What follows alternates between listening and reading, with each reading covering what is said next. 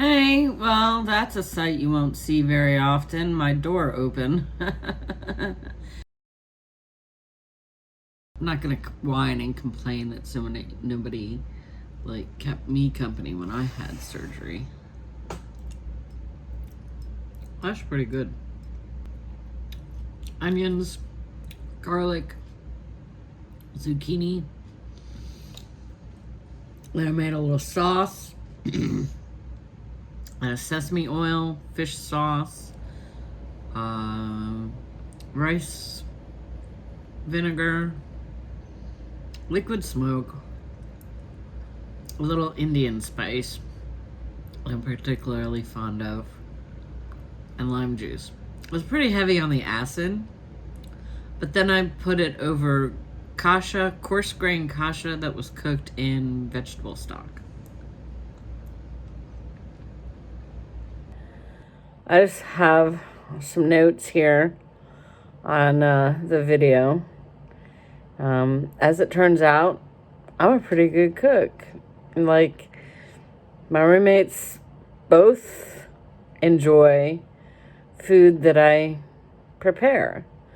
Here's Jay, for example, exclaiming over how I literally made her the best meal she had ever had, which is difficult to believe, but judge for yourself. Okay, this is Jay, my housemate, and this is her eating the food that I just made. Which, when it was made for me for the first time,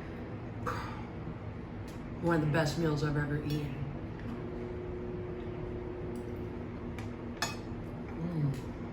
Does it need salt? No? You look practically orgasmic there, girl. Jazz hands. What happened was,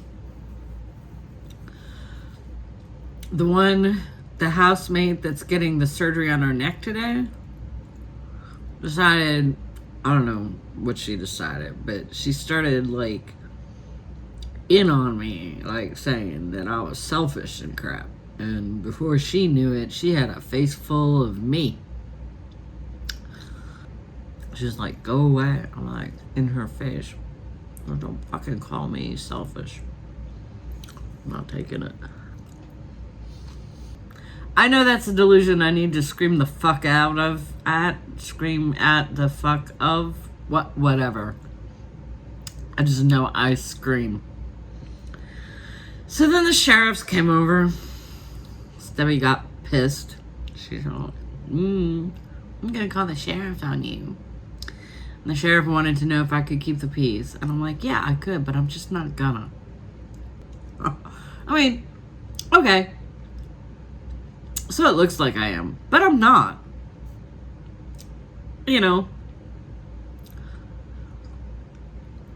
Sometimes it's hard for me to hear good things about myself. Like in London, this guy came up to me and, okay, well,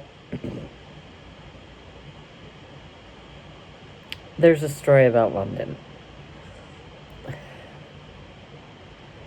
that goes here. And I haven't introduced the fact that I went to London yet in the channel. But I went to London. It was a surprise and unexpected, and I couldn't afford it, and many other things have happened. But at any rate, when I was in London... Hey, y'all. Today is a great day. Today is a day where I am going to get my suitcase so that I may go to London. I'm going to London town.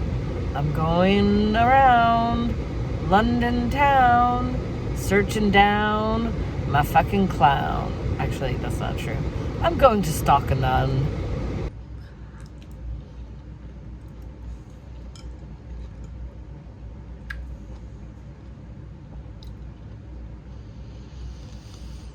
And the sheriff's like,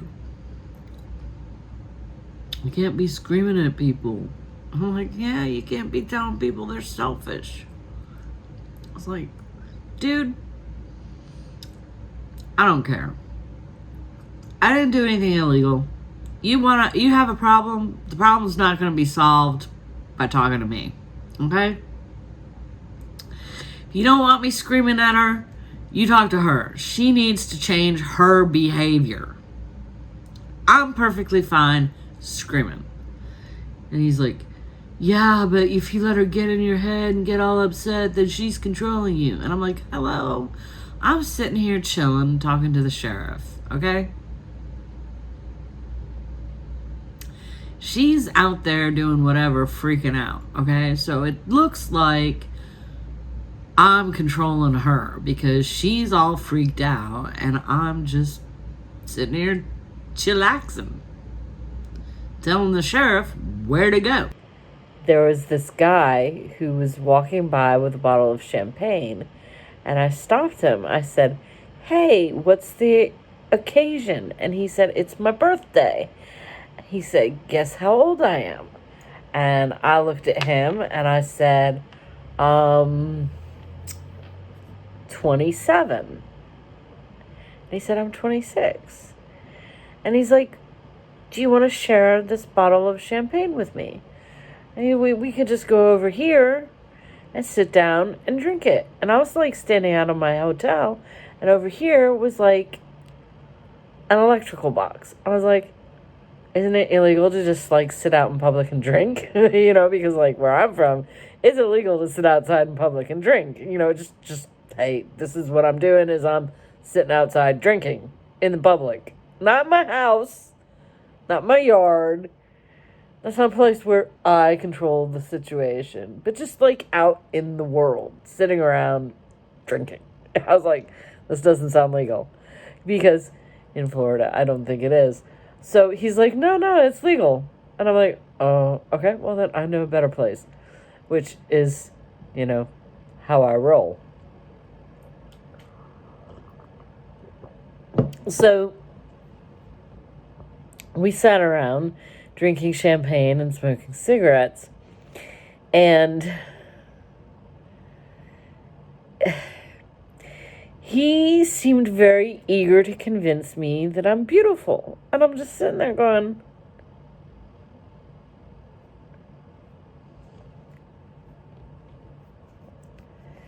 My other roommate, the sweetheart, Jay, who I showed you, she was a witness. So, I mean, she got all jingled too. Poor thing. This is really good. he seems so eager to convince me that I'm beautiful. Like he knew I didn't really consider myself beautiful. And it's not so much that I don't consider myself beautiful. I just consider myself fat. And I don't like being fat. Like, for instance, this stuff. Okay, this stuff is like, I mean, spun gold, right? Okay? It's gorgeous. I am aware of that. Like, these eyes, oh my God. How fucking green are they? You know, I make a good image on video. I'm aware of that. Like, I do things with my hands that are interesting. Like, I get it. It's just, I don't like being fat. It's uncomfortable. It is uncomfortable wherever I go. And if you consider that home is someplace where you are comfortable, that means I am never at home. Because anytime anything reminds me of having to move at all, or my extremities, which are ungodly swollen, then I am uncomfortable, physically uncomfortable. It's just not, it's just uncomfortable. It's not happy because I'm uncomfortable and I don't like being uncomfortable. I like being comfortable. I do. I really do. So, anyway, I don't know what that had to do with anything. but I'm pretty sure that the story goes here, so there you go.